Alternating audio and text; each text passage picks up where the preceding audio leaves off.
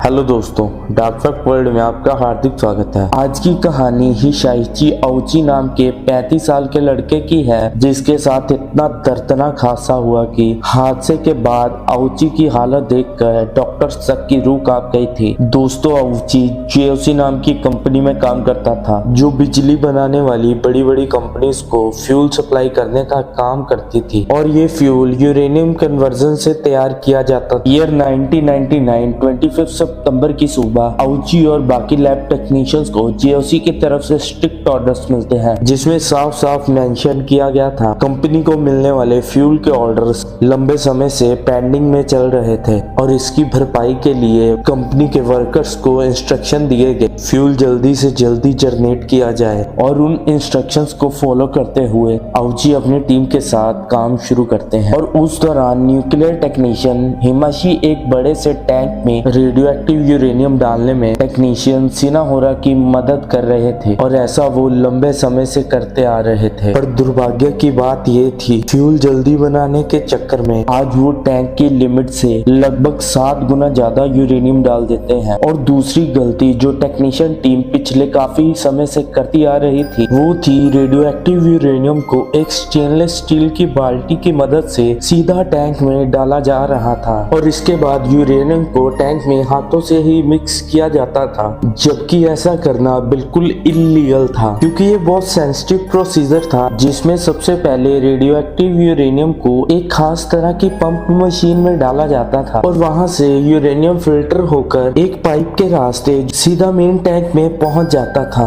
पर जेओसी कंपनी ने अपने लालच के चलते वर्कर्स को वो काम हाथों से करने पर मजबूर कर दिया था, और आखिरकार कंपनी को इसका अंजाम भुगतना ही पड़ा। उस दिन जैसे ही हियाशी और शिनोहारा टैंक में रेडियो एक्टिव यूरेनियम डालते हैं, उसी वक्त टैंक में पहले से मौजूद नाइट्रिक एसिड यूरेनियम के साथ मिलकर रिएक्शन करता है, और टैंक में से एक बहुत तेज ब्लू कलर की फ्लैश निकलती है और पूरे कमरे में फैल जाती है, जिसकी वजह से टैंक में से बेहद जानलेवा गामा रेस और न्यूट्रॉन रेडिएशन निकलने लगती है, जो हियाशी की जिंदगी को नरक से भी बदतर हालातों में डालने वाली थी। उस विस्फोट के तुरंत बाद कंपनी स्टाफ तीनों को इमरजेंसी में हॉस्पिटल ले जाता है, पर वहां उनकी बिगड़ती हुई हालत देखकर 3 दिन बाद उनको यूनिवर्सिटी ऑफ टोक्यो हॉस्पिटल में शिफ्ट कर दिया जाता है। पर वहां पर योकोहावा और शिनोहारा तड़प तड़प कर दम तोड़ देते हैं, और हियाशी पर जहरीली रेडिएशन का सबसे बुरा असर होने के बावजूद हियाशी की किस्मत उसको तड़पने के लिए जिंदा रखती है। हियाशी की बॉडी ने जहरीली रेडिएशन के 17,000 मिलीसीवर्ट सोख लिए थे, जबकि उस रेडिएशन के शिनोहारा ने 10,000 मिलीसीवर्ट और योकोहावा की बॉडी ने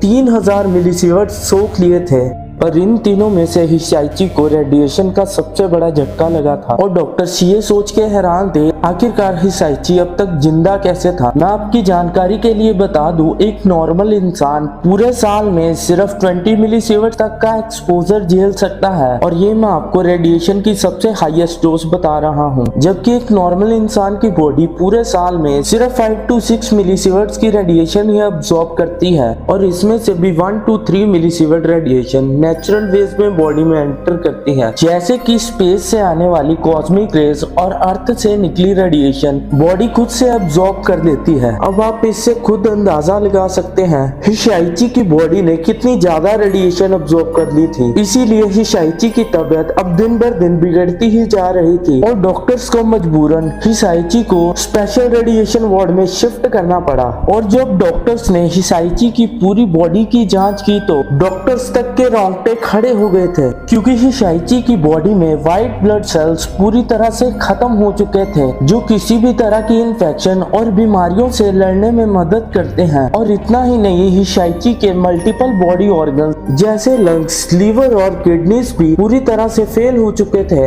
और हिसाइची की आंखें बुरी तरह से ब्लड शॉट हो चुकी थी। इतनी बुरी हालत होने के बाद हिसाइची दिन रात तड़पता था, और रोते समय उसकी आंखों से पानी की जगह खून के आंसू आंसू निकलते थे। पर मैं आपको बता दूं, ये इस दर्दनाक कहानी की सिर्फ स्टार्टिंग हुई थी। आगे के हालात जानकर आप और भी डर जाएंगे और शायद इससे आपका मन विचलित हो उठे। सो जिनको भी ऐसी चीजों से डर लगता है वो अभी वीडियो छोड़ के जा सकते हैं। दरअसल आगे चलकर हिसाइची की हालत नरक से भी बदतर होती चली गई। जहरीली रेडिएशन ने हिसाइची के डीएनए का नामो निशान तक मिटा दिया था और उसकी बॉडी से रोज लगभग 20 लीटर तक फ्लूइड लीक हो जाता था, जिसमें ब्लड और लिम्फ भी शामिल था। ब्लड तो आप सबको पता होगा, पर आपकी जानकारी के लिए बता दूं, लिम्फ एक ऐसा फ्लूइड है जो बॉडी की लिम्फेटिक वेसल्स में हर वक्त फ्लो होता रहता है और ये हर तरह के इन्फेक्शंस और डिजीजेस से लड़ने में मदद करता है। पर हिसाइची की बॉडी से ये फ्लूइड्स रोज लीक करते थे और जितने लीटर फ्लूइड रोज लीक करता था उतना फ्लूइड डॉक्टर्स को रोज चढ़ाना पड़ता था। इन सब प्रोसीजर्स की वजह से हिसाइची का हार्ट रेट 120 बीपीएम तक बढ़ जाता था,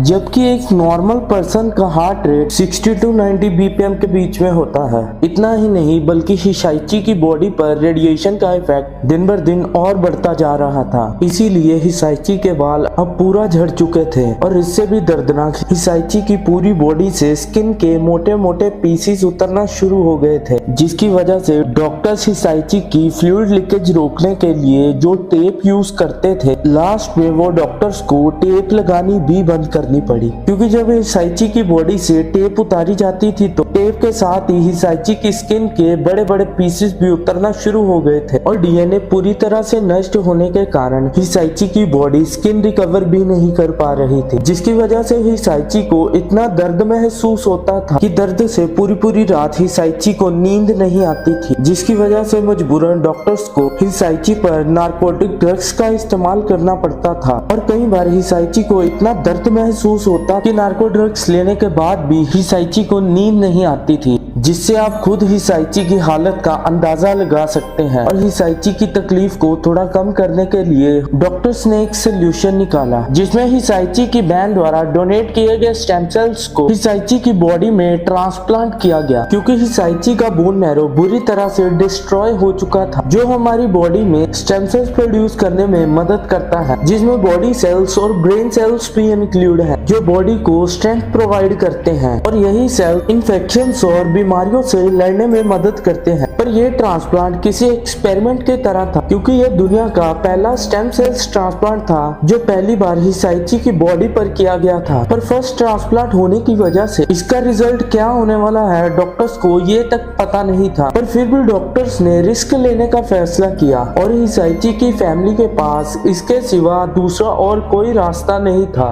पर ट्रांसप्लांट में डॉक्टर्स का वो रिस्क फैक्टर उल्टा पड़ गया और हिसाइची के लिए ये किसी बुरे सपने की तरह साबित हुआ, जो अब सच होने जा रहा था, क्योंकि हिसाइची की हालत अब दिन बर दिन और बिगड़ती जा रही थी और ये हमारे लिए इमेजिन कर पाना भी इम्पॉसिबल है हिसाइची को कितना दर्द महसूस होता होगा। पर डॉक्टर्स और फैमिली के मुताबिक हिसाइची एक दिन फूट फूट के रोने लगा और आप विश्वास नहीं करेंगे, उस दौरान उसकी आंखों से आंसू की जगह खून के आंसू निकल रहे थे और हिसाइची गिड़गिड़ाते हुए डॉक्टर से दया की भीख मांगने लगा और डॉक्टर्स और अपनी फैमिली से बोलने लगा, बस अब इतना दर्द मुझसे सहन नहीं होता, मैं कोई गिनी पिग नहीं हूँ, प्लीज अब मुझे मौत दे दो। पर डॉक्टर्स द्वारा ऐसा कुछ कर पाना इम्पॉसिबल था और हिसाइची ऐसे ही 58 दिन तक हॉस्पिटल में ही तड़पता रहा और आज हिसाइची का हॉस्पिटल में 59वां दिन था और उस दिन हिसाइची के दिल की धड़कन 3 बार रुकी, पर हर बार उनके परिवार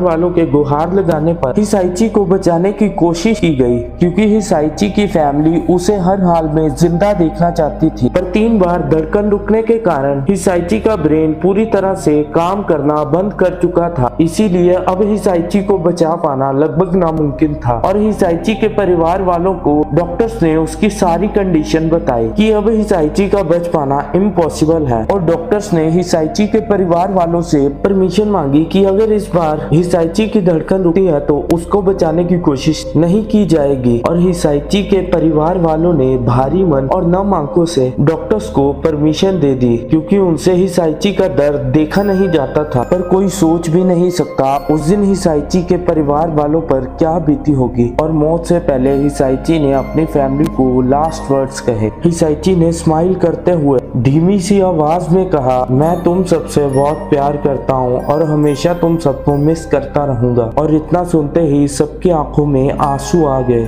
और हॉस्पिटल में पूरे 83 डेज के बाद भगवान को हिशाची पर दया आ गई और उसे हमेशा के लिए इस दर्दनाक जिंदगी से मुक्ति मिल गई। दोस्तों, लास्ट में मैं आपसे एक बात करना चाहता हूँ। जब मैं इस वीडियो की स्क्रिप्ट लिख रहा था तो लिटरली मेरी आंखों में पानी आ गया था। और आज मैं आपसे ये नहीं पूछूंगा आपको वीडियो अच्छी लगी या नहीं, पर अगर आपको इस वीडियो में मेरी जरा सी भी मेहनत नजर आई तो इस वीडियो को जरूर से लाइक करना और कमेंट बॉक्स में यस लिख कर जाना। दोस्तों, इस वीडियो को ज्यादा से ज्यादा लोगों के साथ शेयर करो ताकि सबको इस स्टोरी के बारे में पता चल सके। और अगर जाते जाते मन किया तो डार्क फैक्ट्स वर्ल्ड को सब्सक्राइब कर लेना। आपके लिए तो सब्सक्राइब करना बिल्कुल फ्री है। मेरे लिए आपका एक एक सब्सक्राइब मोटिवेशन का काम करता है और आगे चल के मैं अच्छे से अच्छे वीडियोस बनाने की कोशिश करूंगा। तो चलिए इसी के साथ वीडियो को खत्म करते हैं। तो bye bye, thanks for watching dark facts world.